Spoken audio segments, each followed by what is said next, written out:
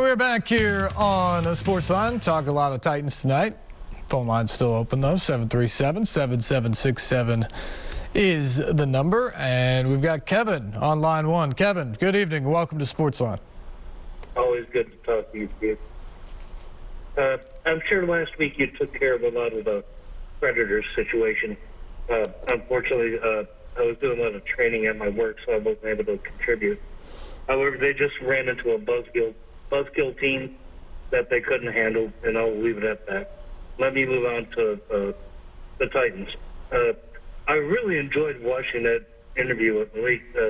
He actually reminded me of a young quarterback the Titans used to have, and I'm sure you know who I'm going to say, and it was Steve McNair.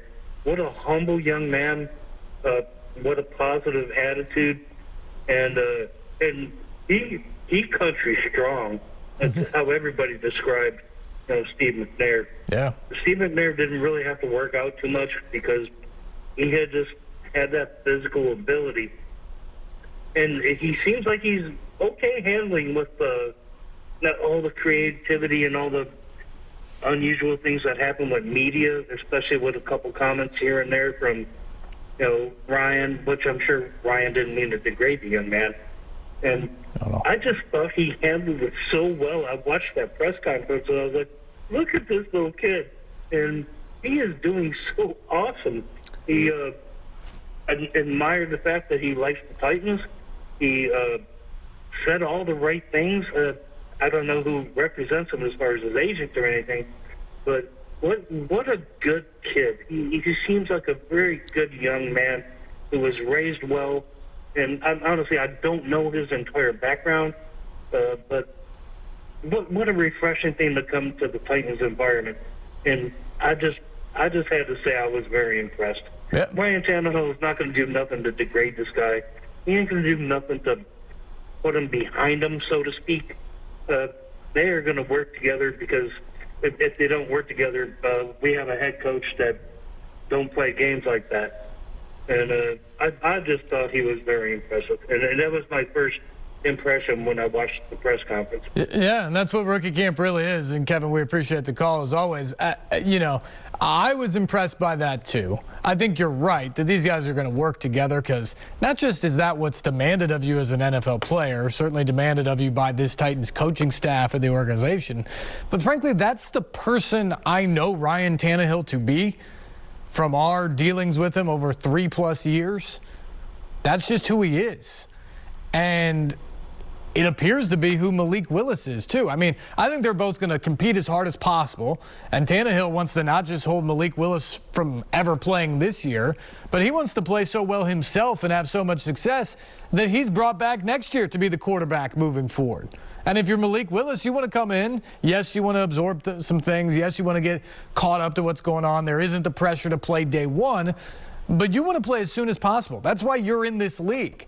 And so that's going to be the tenor there, but those guys are going to work together. It is just who they both are. It's what required of an NFL quarterback in this day and age. But I was with you. The Steve McNair comparison makes me cringe a little bit because that is so much to put on a young guy, especially a guy who's drafted in the 3rd round, to expect his career to look anything like what Steve McNair's did here. But there are similarities. He comes from kind of the off-brand school in Liberty. He is one of those country-strong guys. He's got the big arm. He's mobile. And I think he's very self-assured in himself. Now, the one thing I would say about Malik Willis, and I wasn't here for rookie camp with Steve McNair, but what I know about Steve McNair early on in his career, I'd be hard-pressed to think he was as confident stepping to the podium as Malik Willis was over the weekend.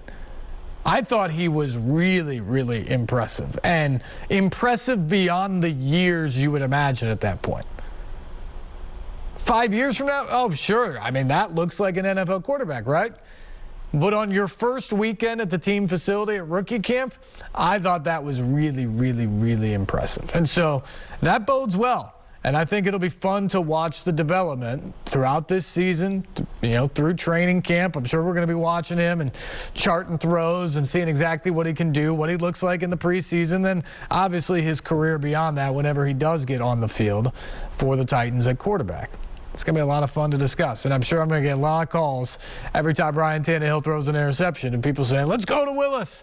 Let's move on to the young kid. But it is going to be fun to watch that progression because for the first time in a while, you feel like there's a quarterback there, but also not one that has to play right away. When Marcus Mariota or Jake Locker or Vince Young got drafted, it was pretty much expected that they were going to have to take the reins right out of the gate. And there's a lot of pressure that comes with that, and sometimes they handled it well, sometimes not so well. Malik Willis has the advantageous position of joining a really good team with a quarterback in front of him, but also knowing that, the plan really is to get him the reins at some point. And so that, to me, is going to be fun to watch because it's just different. It's not a situation we've really had around here. And for Ryan Tannehill, I think having that pressure behind him is only going to help this year. We'll see how it works. We'll see if he has a season that makes them have a really difficult decision to make next year. But in the short term, I think it helps. I think it definitely puts the onus on Tannehill that he has to be better. And a kind of a decent segue there as well into the Predators. We're still wrapping up what their season has been and what it looked like. Yes, they ran into a buzzsaw against the Avalanche. Yes, having UC Saros out pretty much killed any chances that the Predators had. But there's also a reality here that no matter how much the Predators played above expectations through 82 games this year to get to the playoffs when no one expected that, they got the final seed in the playoffs. They got swept in 4 games. They were outscored 21-9. They only held a lead for 4 minutes and 57 seconds. Those are really ugly numbers when you look at it. And if you want to even extrapolate it out further than that, they lost 8 of their final 9 games going into the regular season. They had a losing record post the All-Star break. Those are numbers that you cannot hide from. And again, overall course of the season, I think better than a lot of people expected, including myself. But at the end of the day, it wasn't good enough for the ultimate goal. And the question now is, where did the Predators go from here? Guys have been trying to explain what they think's going on, what the season was like, and what should come next. Mattias Ekholm was one of those guys as they cleaned out their lockers last week.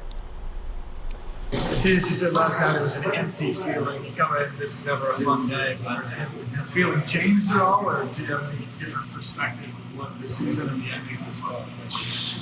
No, not really. It's still empty. It's still mourning in me, and it's gonna do so, I guess, for some time. Usually that's what it does, and that's the life of a hockey player. And when you want to be competitive and you want to try to win, it's when you can't. It's obviously empty, and it's tough, but it's part of it. And I think that's also, if it wouldn't, I probably would tell you that I don't care about it. So that's, I guess, a good thing. But it is what it is right now. Mattias, big off season coming for your friend and your teammate and countryman here.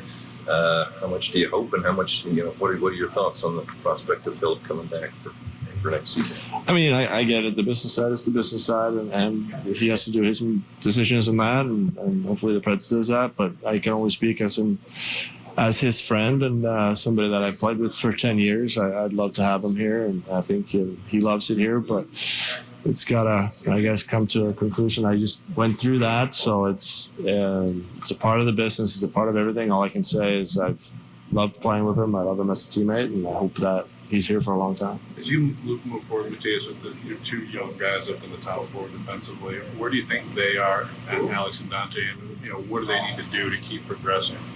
I think they both took huge steps this year, especially Fabs. I thought he was really, really good alongside Roman and Carsey too. They were really reliable, and now they've not been in the league for so long, so it's a lot. In the first couple of years, it's about finding your way and getting all that under your, just games under your belt kind of thing. Now it's about taking that next step and elevate. And I got 100% confidence in both of them that they're going to do so. And I think both of them had great years, and I'm excited for their future. And I think our top 4 is really solid. Mattias, in what areas does this need to improve in order to get back to the place that this team was a couple of years ago at or near the top of the league? I mean, it's such a hard question to ask. I mean, it's when it comes to playoffs, you just need to kind of find your groove at the same time and have guys. I mean, we had guys that was great throughout the whole year, but you need 25 guys to really come together at the same time and play great. And, obviously, we have a lot of young guys in here, and hopefully playoffs and playoff games gets them experience in what they need to do. And we saw a great group in Colorado and see what they're doing well and what we need to do more. But it's about all of us in the room just taking small steps.